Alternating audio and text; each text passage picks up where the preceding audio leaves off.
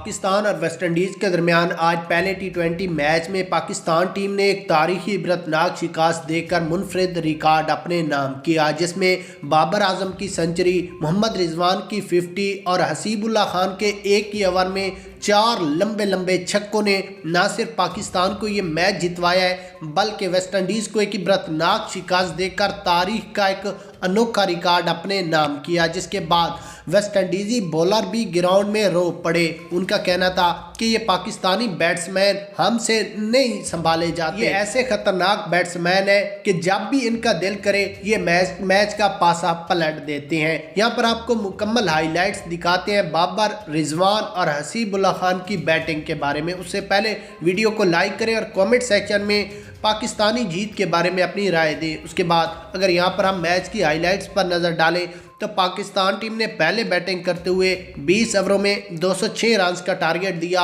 और 5 खिलाड़ी आउट हुए, जिसमें बाबर आजम ने 105 रन की इनिंग्स खेली, मोहम्मद रिजवान ने 51 रन जबकि हसीबुल्लाह खान ने 34 रन बनाए।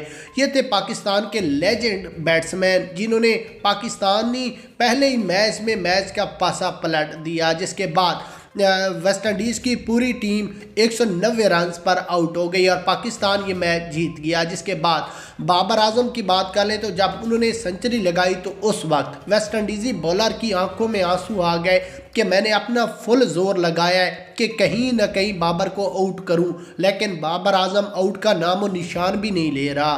पता नहीं ये क्या करते हैं और कैसे खेलते हैं, हमें नहीं समझ आ रहे। हमने दुनिया के सारे बैट्समैन देखे हैं लेकिन पाकिस्तानी बैट्समैन हम नहीं खेल